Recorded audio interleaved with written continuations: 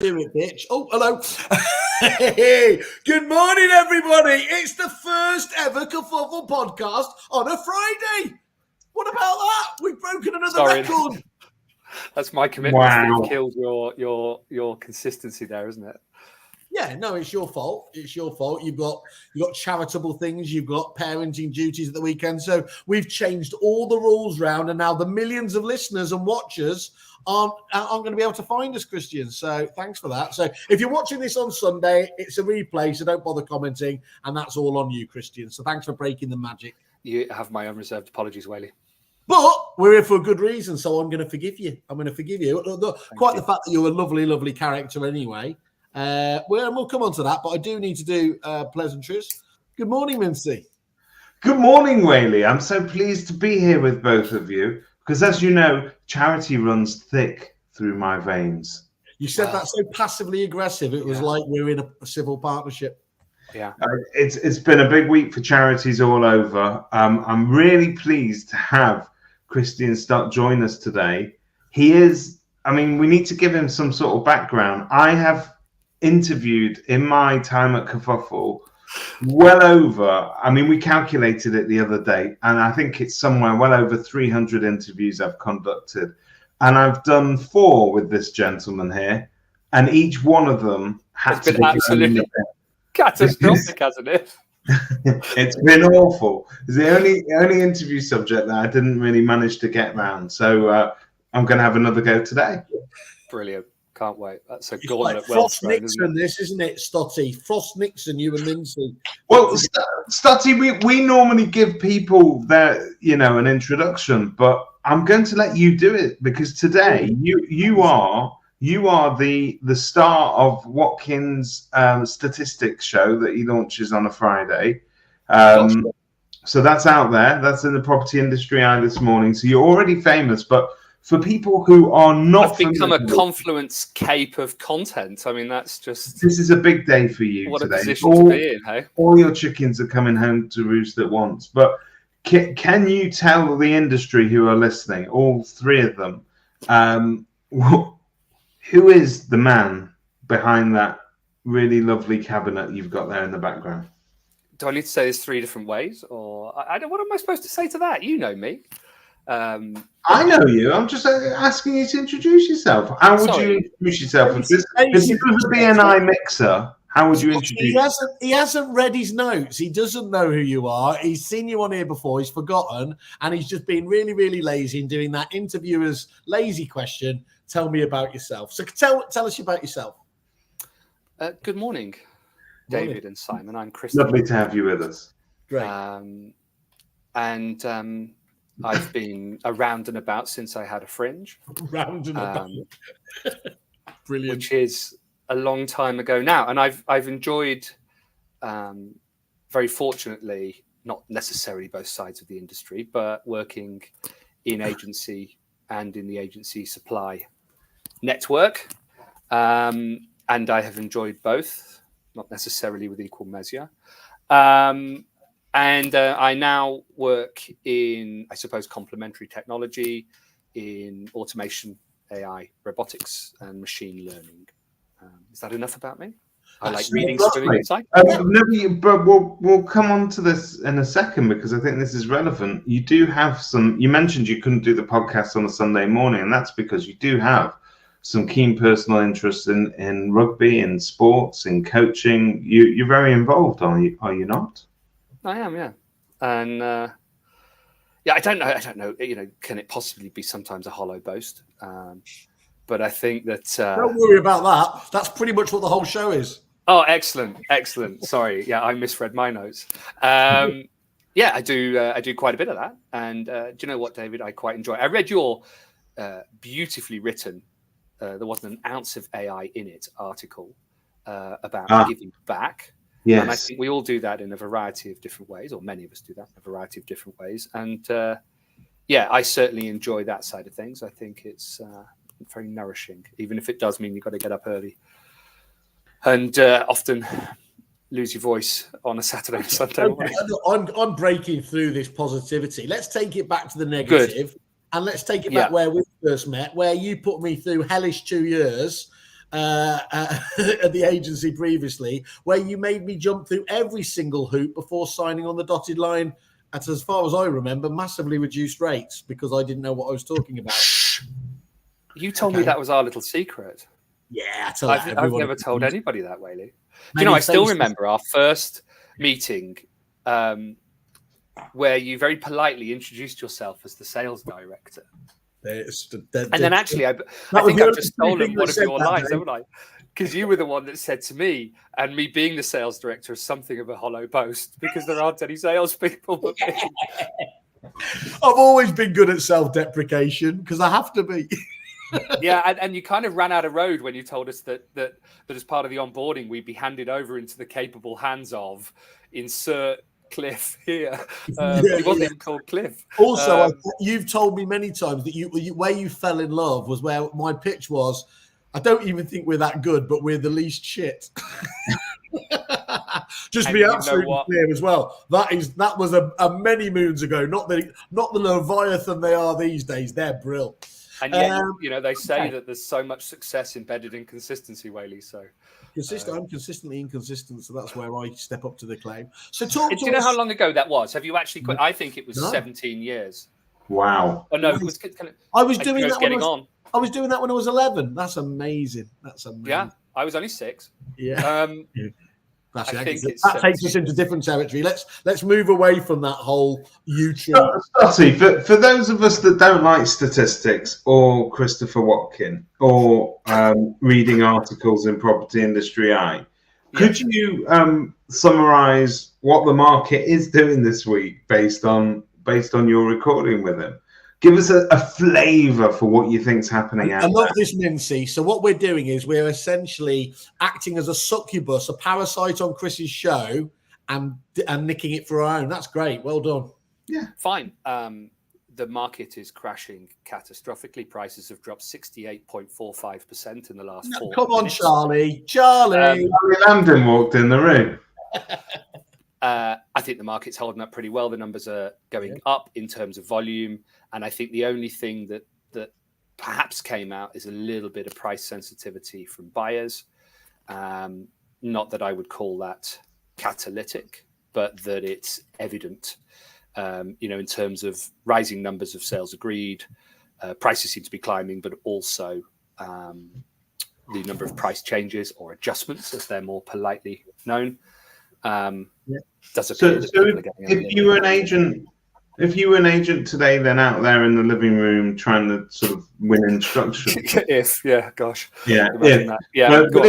you were, there are that conversation I've heard from agents on the ground right now is very difficult because the vendor's expectation is actually still quite high. They're still not the reality of things has not hit home. Now we're not selling negativity to them. We want to remain positive, but how do you have a conversation with somebody?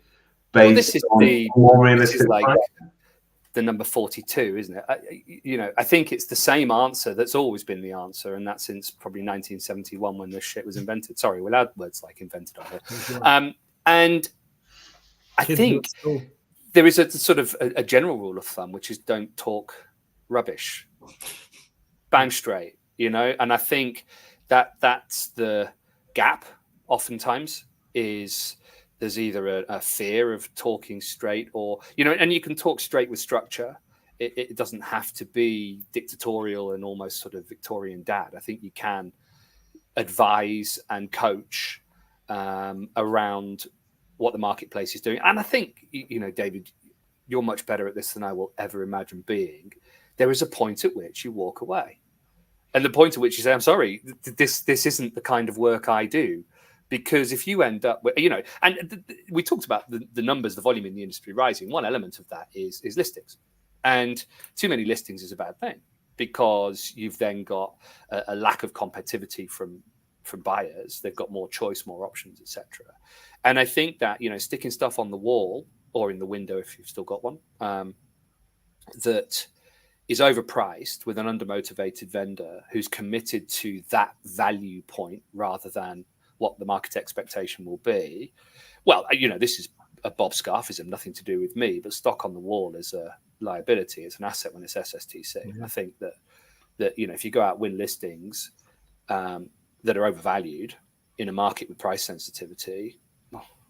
I think, you know what, over the years, that's the one, because it's not easily quantifiable, i.e. what it costs you to market a property that doesn't sell, as opposed to we all know what a property that does sell brings you in. But agents need to be aware of that cost of just listing for listing's sake, because they're paying for it, aren't they? You know what, though? Do pubs adequately measure ullage? It's a very difficult one, because I think if you start at opportunity value, i.e. total number of instructions multiplied by fee, you get that 100% view of what you could achieve.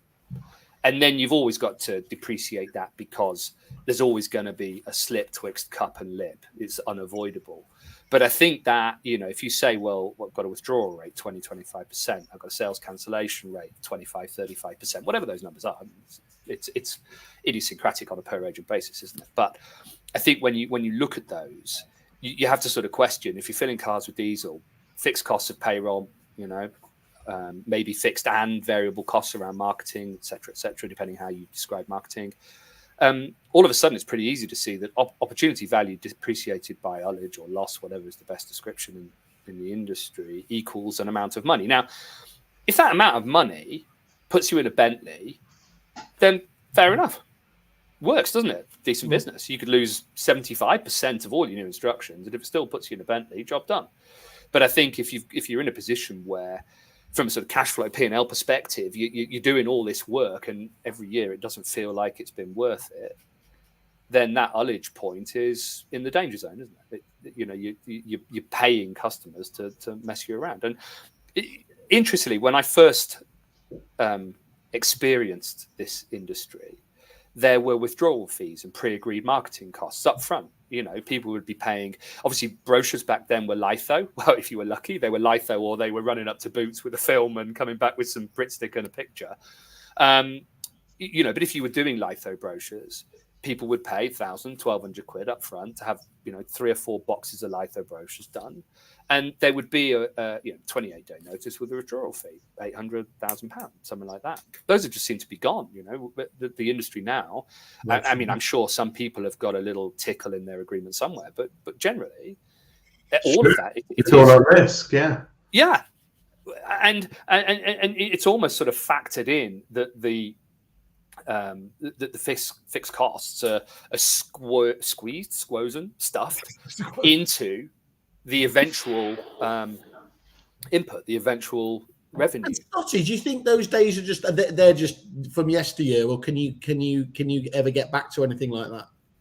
Do you know, it's a difficult one, and you've always got to, whether you're talking about sort of anything really, portal exposure, marketing fees, you've always got to bring in that sort of Judas principle that I think, the whole town, although the whole town is not allowed to meet in a pub and agree to have high fees, because I remember they got in trouble for that, didn't they? But if a whole area decided that better fees was better for business, it only takes one of the bunch to go and drop those down, and everybody else is then in that race to the bottom. You get dragged I think over the past couple of weeks, there's been a sort of a debate semi-raging on social media. And it's a lot of it's led by the property markites, who I've never heard of them, but their belief, right? Smart for them, I believe. Anyway, carry on. Right, just the charitable arm. Their belief is that regulation, and I think Simon Ledbetter also said this when he was on with us the other day.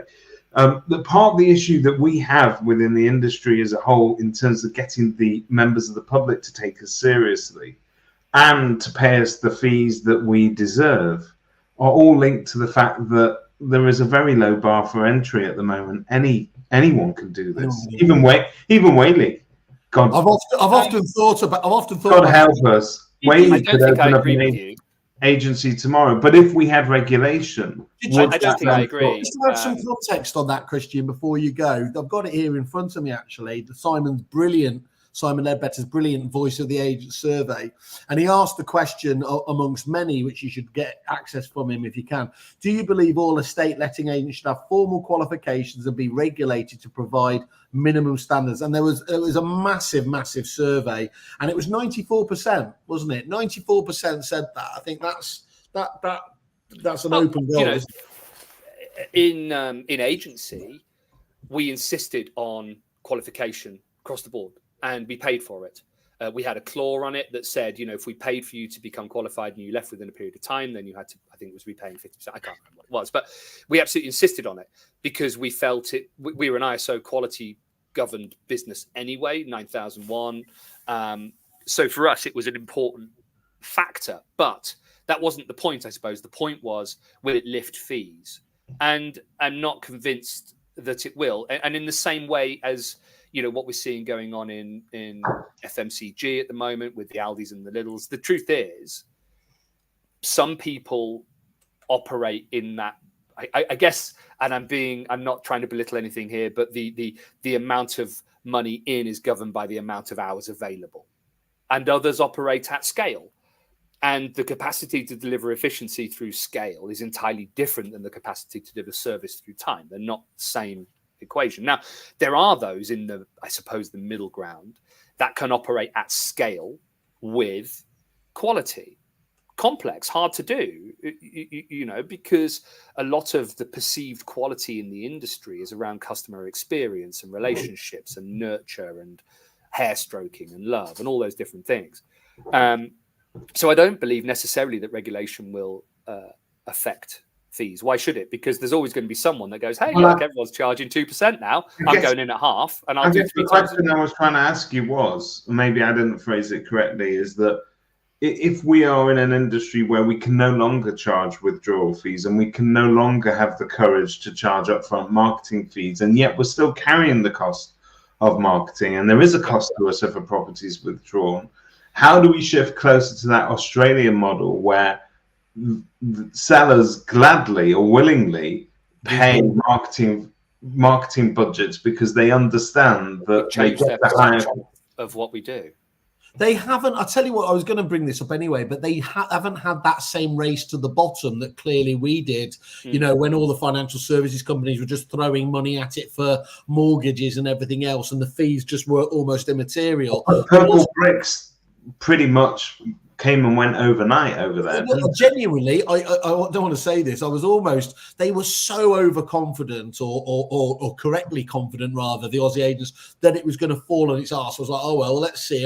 I've got a theory that human nature actually does deviate, or a good percentage of it, towards the cheapest, even though you don't like to be seen as the cheapest. But you know what they did, which that we didn't do over here and haven't done, is they would literally, competitors who ordinarily hate each other, let's call them high street competitors, but they would literally say, look, I really don't care if you go with me, but do not go with these online agents. They were absolutely adamant that to do the service that you require, Mr. Vendor, requires this level of service. And really, it's just a choice between whether you think we're the right. I think that also happened here to a certain extent, Wiley. What? They did I mean, if you remember, I don't know if you recall the Move Nation proposition, which was that the traditional high street agents could adopt an online plan B, second alternative offering, to be able to differentiate in front of the customer and say, here's the good stuff, and then here's I actually think you're both correct, and I think this that we're doing today, this whole talking shop that our industry has become, and the fact that we are now having conversations in the open, and we seem to be collaborating a lot better as a whole than we ever used to. I think we were forced into that because we all had a perceived threat of that race to the bottom. We decided the way to get over it was to somehow get together, share our best ideas, and raise standards. Or am I being over romantic? No, I agree. I think also, one of the things that's happening alongside this he's revolution is digitization. Yeah. And if you think about, if you actually look at an agency business, you see these sort of memes of what they saw, what it was type thing. And what the customer sees is a pretty picture on Rightmove. So they're like, well, I'm going to pay you, what, 5 grand, 10 grand, 50 grand to stick a pretty picture on Rightmove? do that myself, really. I can get my iPhone out, take a photo. So, what actually goes on in the background, I guess that analogy is the swan, the pretty thing on top and the legs going like mad underneath, is the whole operational scale, complexity of delivering a number of new instructions, marketing them, organizing viewings, all the feedback that goes on, whether that's between buyer seller or whether it's just that direct vendor relationship piece. You've then got, God forbid, something actually gets sold, and you've got to then take it through to completion through the sales progression process, which is another, I don't know what you call it. It's a nightmare. Digitization is starting, or I'm going to say starting actually, even though that's probably contentious, to remove a lot of the complexity that used to exist in agency business. A lot of that frenetic activity is now delivered through automated processes, interactions, cross-collaboration between different platforms. It's nowhere near where it needs to be. And I think it's a long way left because I don't think the industry is necessarily buying into it adequately, but that's by the by. But I think that element is allowing agents to start to focus more on perhaps the bit that you're talking about, which is the true skills of agency. And some of those are service, I think. Some of those are very, very professional in terms of adherence to law, because there is one. That adherence to that unwritten code of customer service, of how you should deliver value to a client and how you should take care of them.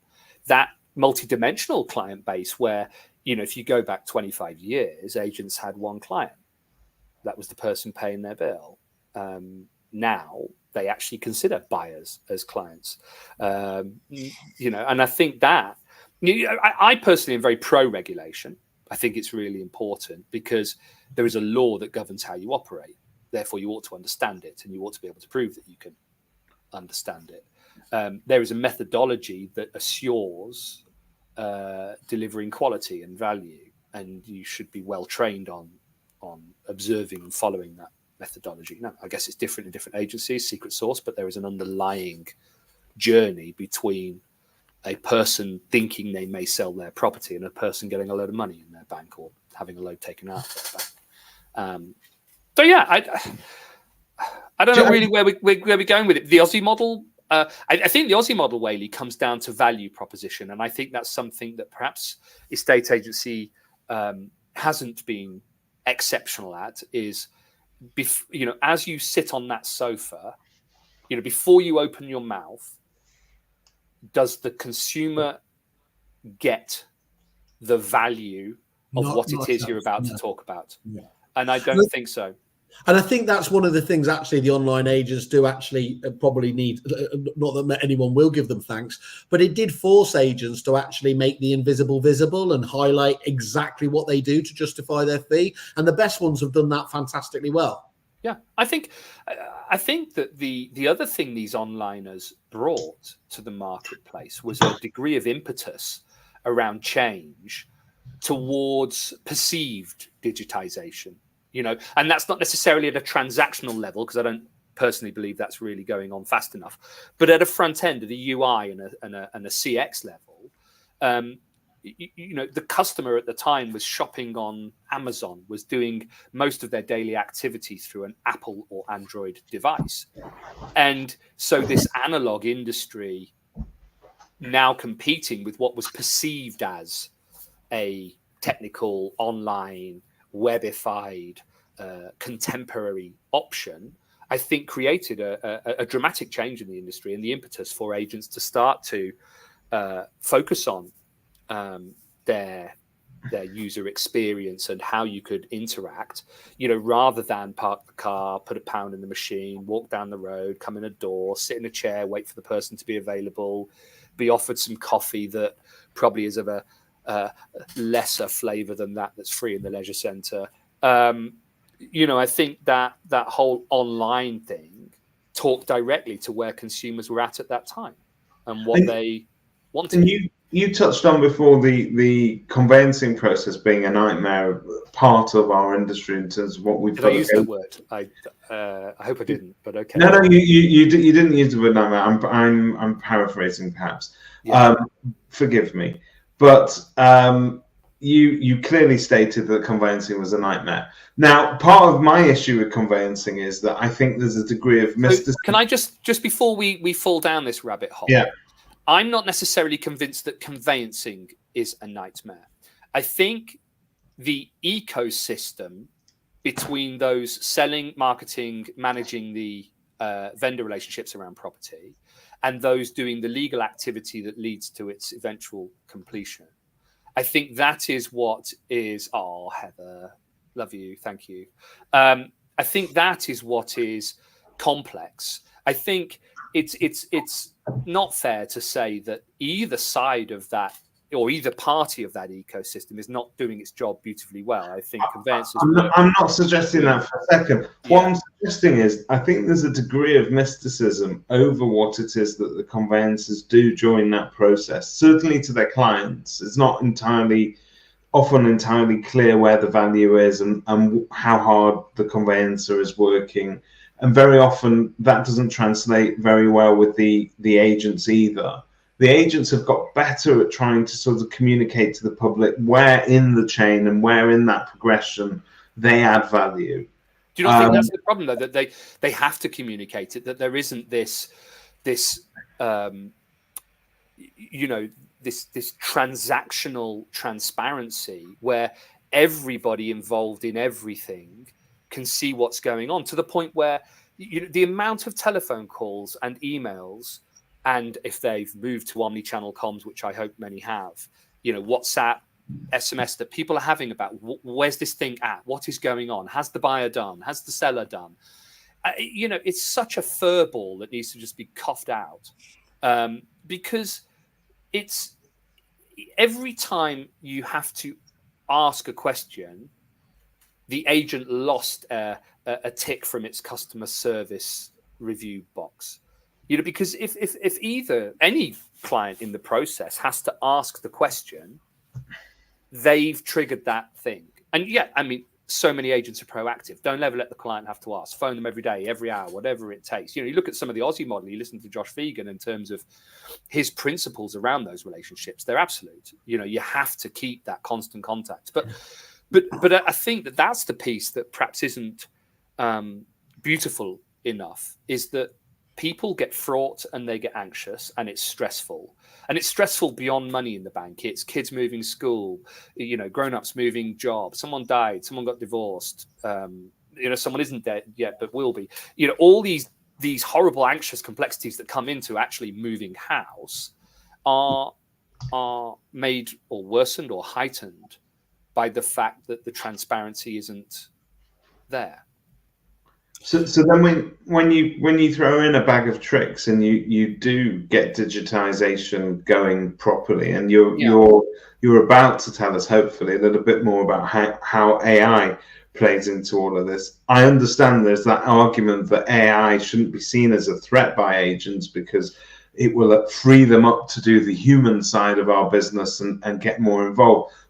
However, as with every sort of digitized process, when the life of the agent becomes easier because they're able to deliver demonstrable value proposition to a client using digitized processes, does the client actually assume that, hang on, my agent uses all these tricks and therefore isn't working as hard? I don't know. Do I, when I buy something from Amazon, say, my goodness me, they're so lazy versus the retail shopkeeper on the high street who has to go and fetch my size of shoe from the cupboard and open the box and spread the laces so I can try it on? I don't know. I think the problem actually is the other way around, that our expectation is moving faster than the execution of change. Therefore, I think what you've got is this concept of taking things for granted. And therefore, I think things are notable by their absence, not by their presence. I think people probably these days are so used to, and a great example is maybe your online banking. Things that 20 years ago, I don't know, were something you had to physically do and was hugely time consuming and quite a lot annoying, now happens borderline instantaneously. That's what we've gotten used to. So anything that isn't like that is like, well, hang on. Why isn't that like that? But it should be. That's crap. You judge things regardless of within the industry. You judge things by how Uber and and Just Eat and things like that immediacy, and so you might be held up to an unfair standard, but that's how the public are unfortunately viewing everybody, aren't they?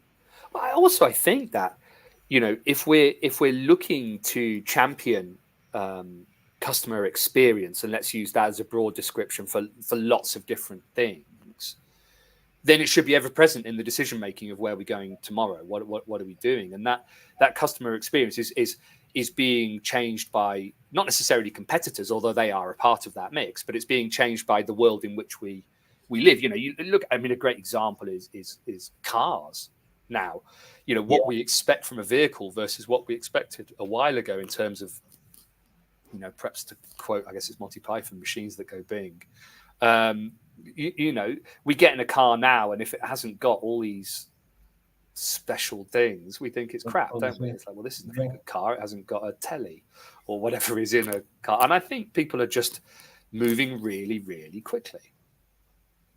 One of the people there demonstrating he's been in a real car recently, a telly. Interesting. I've probably been caught out. Got a microwave and an air fryer. I have a lot of people telling me how shit my Nissan is. That attention span issue is a real problem, though, isn't it, Kristian? Because as you said, everything's so far. Very good. Everything's so fast moving these days. To portray some quite complex ideas, succinctly is an amazing challenge for many different sorts of business. Yeah, and I suppose. Maybe we try too hard to do that rather than just letting it be and happen. You were talking about Repeat, and there are other CRMs available. When we first put the Repeat portal, no one used it. Yeah. And then when they started using it, they'd phone and talk about it. It's like, well, we've got twice as much work now. It's interesting what you said there, though, Stotty. So you said before it was 20 years ago. My recollection is it was only 10 years ago when I was going out there talking about this fantastic, landlord portal, vendor portal that people could use. And well, actually, the public aren't going to embrace it.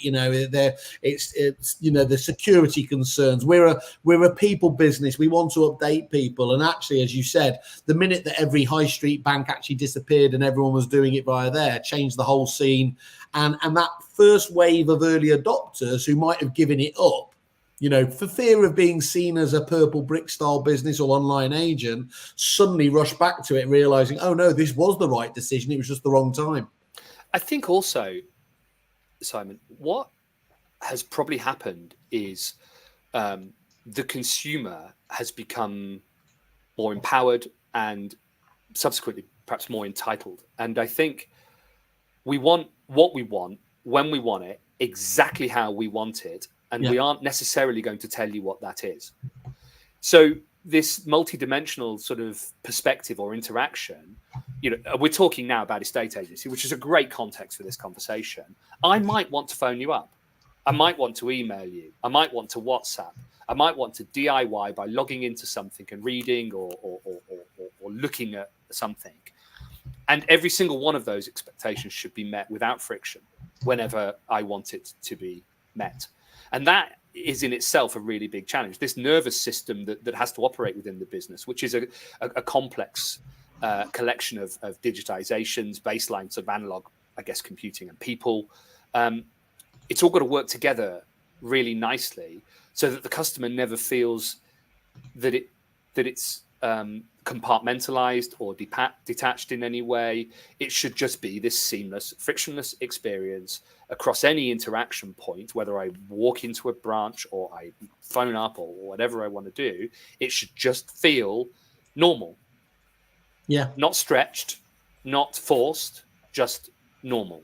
And, there are businesses who have decided, I don't know anyone's name at Amazon apart from Jeff. And I don't think I've ever talked to anyone at Amazon. Definitely not Jeff. But the service is phoned. So they've picked that route. And I guess some people get to go to an Amazon shop, so maybe their experience is different from mine. But they've picked that route. They've said it's entirely digitized.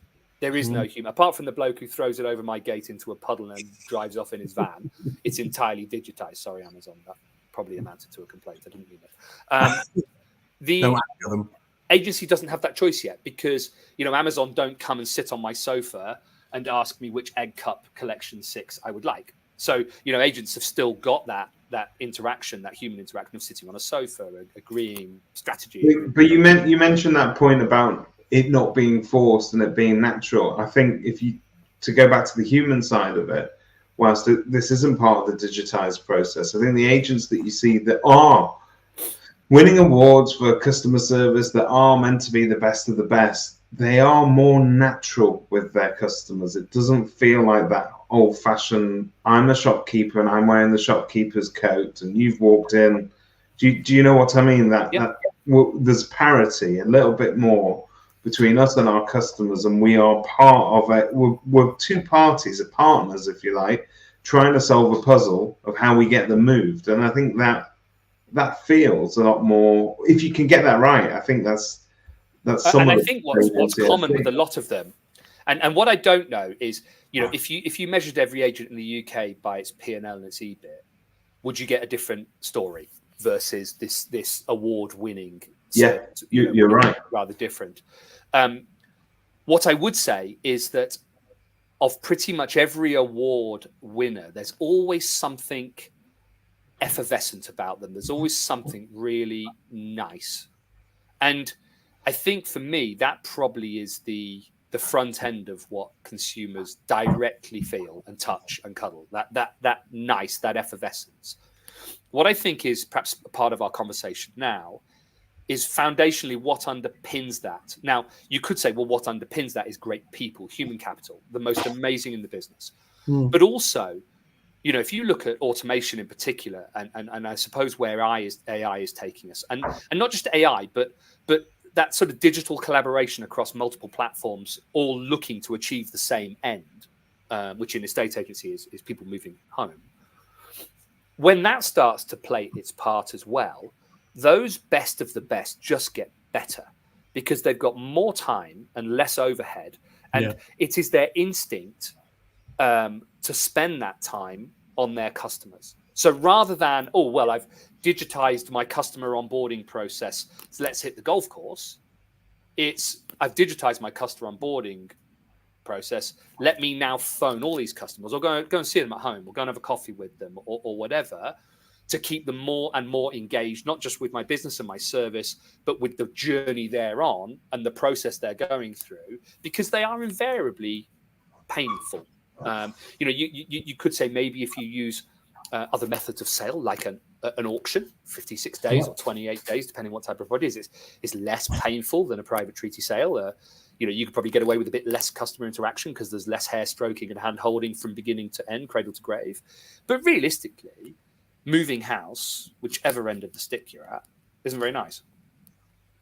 Yeah, there's a lot going on, even just physically in that process of getting all your stuff from one place to another.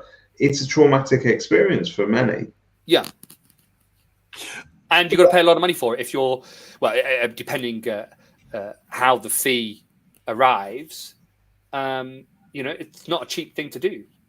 Stotty, unless you use perhaps some of those cheap choices. I'm Stotty. I'm very conscious. We're obviously as usual chewing the cud, and we're all over halfway through.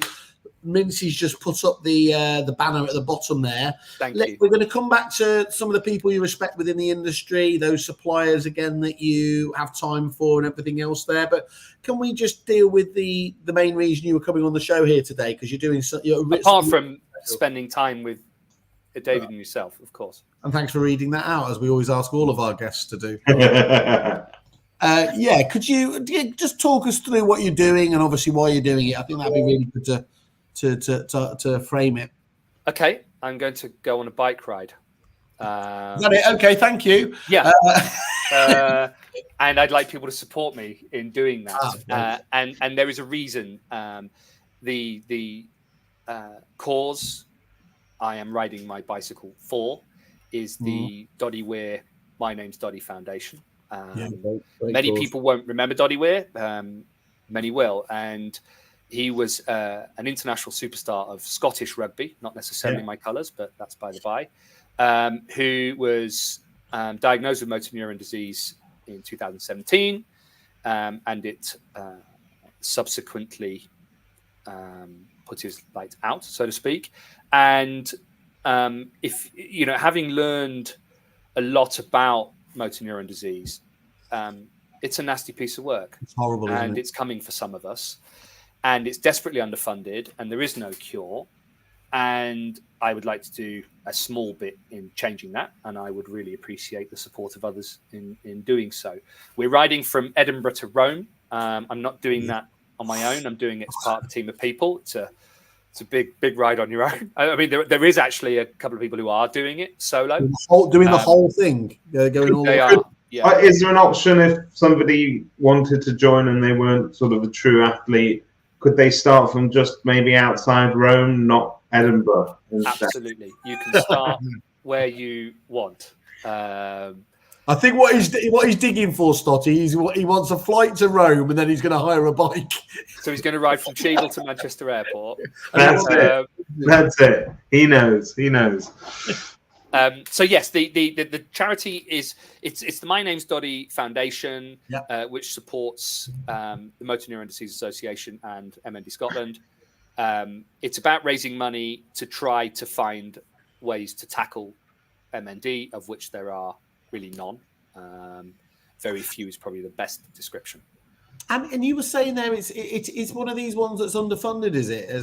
Desperately, yeah. I mean, that's quite interesting. I mean, unfortunately, you get this stage of your life where you've gone through fancy free and everything else, and then all of a sudden you find friends, family being diagnosed with these neurodegenerative. Famously, our friend, you've been on many times, Tom Subiani with Huntington's. We had Ben G on the other day as well with them there. This family of horribly cruel disease. And just to put it into context again, you mentioned he wasn't your flavour of rugby player, but he was absolutely a specimen of sporting prowess, wasn't it? And it was almost like doubly cruel. It's horrific anyway, but to have somebody like him and see the journey that he went through and everything else is genuinely shocking. Yeah. I mean, it is true. I think that there's always hope on the horizon, but it just takes so long to get this stuff through with the amount of funding that they need, doesn't it? 100%. And you're seeing at the moment a number of, I suppose, high-profile sports people who are being impacted by these things. Yeah. So, it could well be there is a link, in particular with contact sport, potentially. I don't know. Joos van der Westhuizen was obviously a very high profile one. But what I found really interesting is I took on this challenge essentially to be a part of a group of people doing something. What has happened since I did that is the amount of people through fundraising who have directly reached out to me and said, I am directly affected by this. And I didn't know that. And I've been really quite surprised at how close it is to me without me ever knowing it was there. And often it's because it's sort of my father. So when people my age talk about their father, you're talking people in their minimum sort of 70s. So they're not people I really see much of, if that makes sense. Yeah. However, I suppose conversely, one of the guys who is local to me where I live is mid-30s. Shocking. And in 5 months, his life has been utterly transformed from active, able-bodied to being 100% wheelchair bound. That's 5 months worth. And I think that's the bit that perhaps I hadn't recognised is it's quite common, I suppose. You just don't see it. Yeah, it's shocking. And it was interesting you talking there. I remember Dom was saying that's one of those ones where it's unfortunate. It's literally a flip of a coin whether it's actually passed down as well. Yeah. And actually, when his father had it, they couldn't even diagnose it. It was kind of like he's just got the palsy or something like that. It's just very, very generic, isn't it? I mean, obviously the diagnosis is fantastic these days largely, but the treatment obviously is just so tough. Yeah, exactly that. And I think with motor neuron, there's a big focus on stem cell research. Which is quite a contemporary science, but also is not cheap. No, it offers up great potential, doesn't it? But as I said, well, look, it goes without saying, everyone that can possibly please back it. I know there's always a huge demand on obviously your time and your resources with this, but I think it's an absolutely fantastic cause to do, and you're putting yourself out there to do it, aren't you? It's a very sore bottom. I was going to say, are you prepared for the chafage, or that's how most of our conversations end, actually? I don't know if there is a way to prepare for such a thing, if I'm honest with you. We're going to need a bigger seat. Yeah, well, or a smaller one. I think perching oneself, it's disguised well by the camera, but, there's quite a lot of me. So to stick how proficient are you as a cyclist? Is it something that you do a fair bit of, or is this going to be a world of pain? I would be a better cyclist if I lived in Holland. I'd eat more raw fish if I lived in Japan. I don't enjoy hills as much as those. No, I love cycling. As you said, hills are just did you ever remember the story when I did it for Agents Giving? David said, would you have a Marmite jumper or something? I had a Marmite one just to address the elephant in the room or the whale in the room. And Sean Newman and John Cook fantastically did it around the whole of Britain or whatever it was. I literally planned the flattest route, literally did loads of research, and I thought I hadn't been on a bike literally since I was a kid, putting paid to the you never forget how to ride. But when we turned up the night before, it turned out that John and Sean were so bored of doing all these flat ones that they said, we're going to change the course tomorrow, which involved this, as far as I was concerned, this kind of this Everest and literally I had to get a lift up in the back of a van because it was so hard. They are, when you're on that bike looking up at those hills, it's tough, isn't it? And what I think is I suppose fabulous about a bicycle is it completely changes what a hill is. To many of us, walking or in a car, a hill's like that.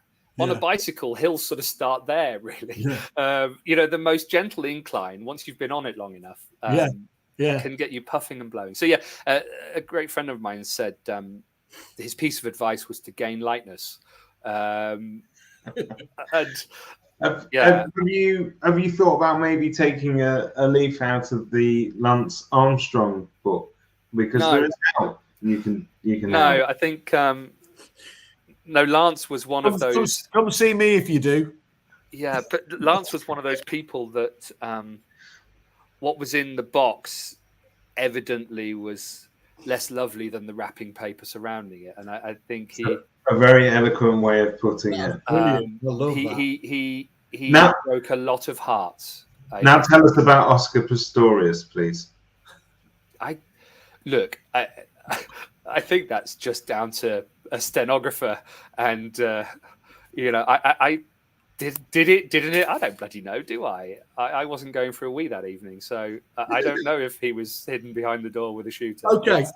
So Stotty, when's this happening again? Just let everyone know. I leave on Thursday next week. Oh, cool. And we arrive in Rome the following Friday. Wow. Well, what's the weather like? Is it decent this time of year, or I would like everybody to do two things. One is to donate. Yeah. And two is to do a little dance, a little sunshine dance. Because if it rains, it's gonna, that whole sort of wet bum, sore bum. I'd like cycling, hills, and rain. I mean, that's the holy trinity of pain, isn't it? Isn't it just? Yeah. So we have Ben. We're Doddie's youngest son on our team, and amazing. He hopefully you will see him. Six Nations, Scotland versus Italy. Hopefully, you will see him walk out onto the pitch and present the match ball. So that's our challenge. Not only do we have to ride to Rome, but we have to do that within the time frame. Otherwise, we spoil the telly. God, yeah, you've set yourself right up there, haven't you? Yeah. This is your very own Italian job. You're trying to pull off. I suppose, although they were trying to get out of Milan, wasn't it? Was it Milan, Turin? I don't know. We're trying to get in, but yes, similar. Okay. Right, well, that's absolutely fantastic. Encourage everyone to back Stotty, and obviously just amazing and well done for doing it. Thank you. Let's just drag you back to the world of property, and we like to find out from everybody who they respect within the industry. Can be past as well, past, present, and everything else. Do you have anyone that jumps immediately to mind and the reason why? A massive list. Good. Well, we love to tag people, so knock yourself out. and if it makes it easier, you can leave me and Whaley off this list, because I think people take that for granted. Well, thank you. That cuts it in half. I don't know where to start. Do you have a preference in terms of agents, suppliers? Do you want me to pick one? I'll tell you what, give us one of your earliest ones. So one of the formative people that, 90. Really? Okay. Yeah. I know. He's new to the industry, isn't he? This. Yeah. But he's making waves. No, I think Peter Knight has. Why? Why is a matter of interest? I mean, obviously, I think many of us know, but what was it in particular that caught your attention, and why did you? Yeah. He's authoritative. He's innovative, and he takes time to bring the perspective right to you as a person.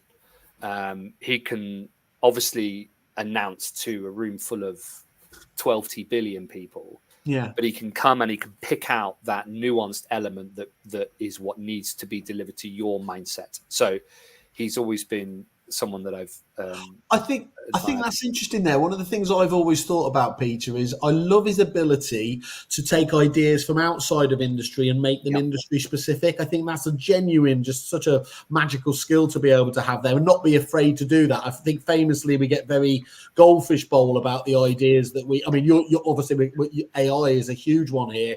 If you were just to look at what we're doing in property, you'd probably be a bit underwhelmed. If you look at what's going on in other industries, my God, the potential is amazing, isn't it? Yeah. Couple of agents, maybe, if we chuck in. 3 agents. Because don't worry, mate, we're coming to suppliers in a minute. We're going to make you sing for your supper. So yeah, a couple of agents. I don't know if I want to do this. Yes, you do. You have to. Or I'm going to say, don't donate to his charity. We're going to edit that. Oh no, it's going live, isn't it? Okay, fine. No. Yeah, a couple of agents, please. Mark Manning. The man. I think Mark has quality at scale. I think he is firmly in that place which is delivering value across that sort of bigger business.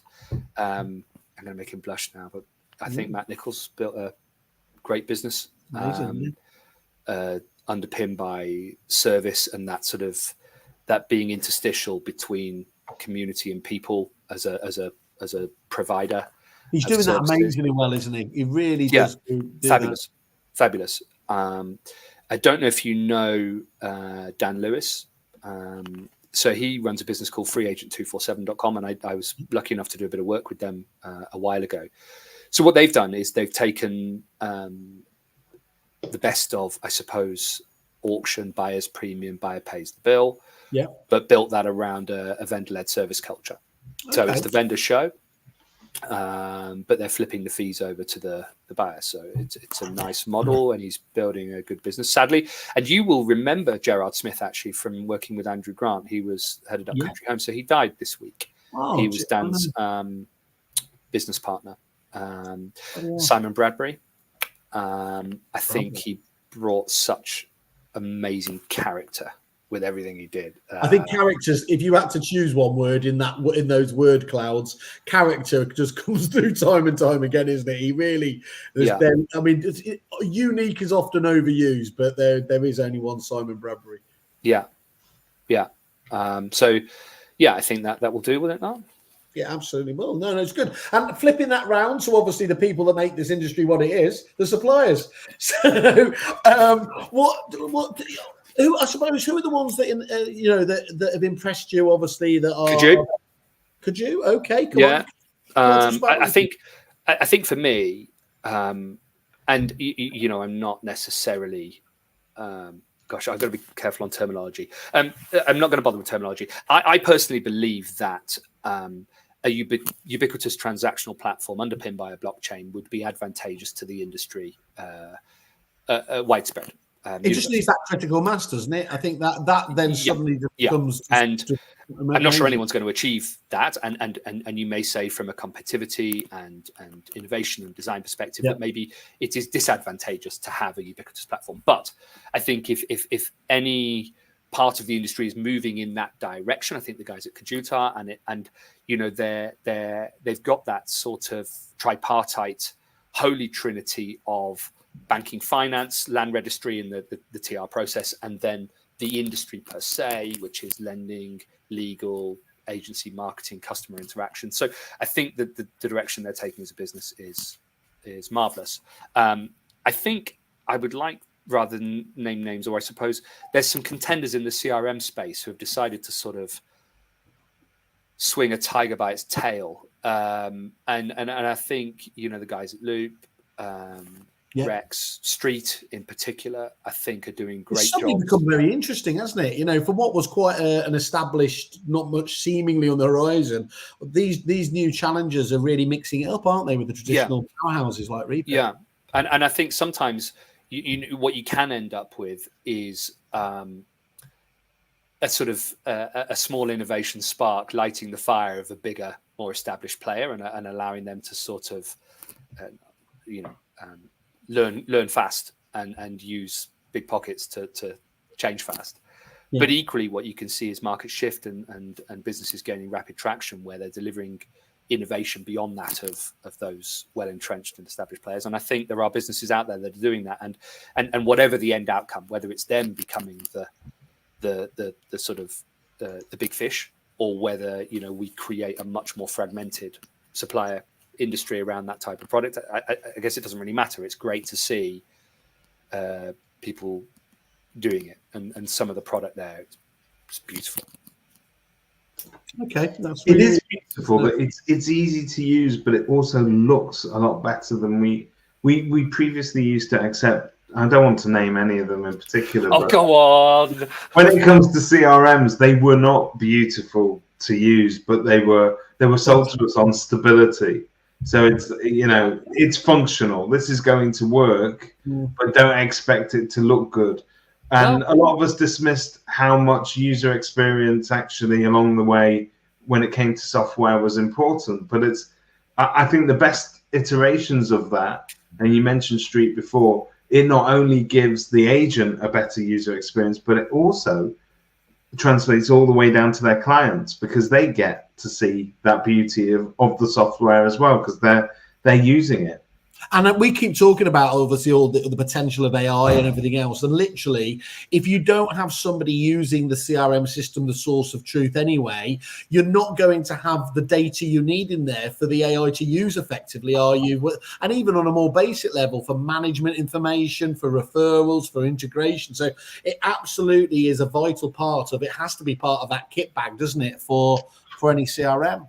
Kristian, I couldn't agree with you more. And I think that, if you look at AI, AI hasn't really started yet. What we have is this sort of widespread consumption of language model output to do things that previously we could do on our own, but it took a very long time and a lot of effort. So, content creation, planning, things like that, we're using language models to do it. We've kind of got this battle of the language models at the moment, which is a healthy thing. We're seeing different providers launch different chat-powered engines. When AI really gets its claws in is the point at which AI can both create and execute. And that's the gap right now, is the execution piece. Now, we were talking earlier about the fact that people are building stuff into software, which will almost take an AI thing, an output, and execute it and make it do something. And that is when things are going to become very special. And if you look down the line, these I guess, whenever you talk about robot, you think about one of these big arms welding a Volkswagen, and it's not really that we're talking about. When we start to see what we'll describe as robotics, although I think it's a poor description, once AI can command robotics and execute, all of a sudden then you will be able to deliver widespread efficiency over so many layers of what you do.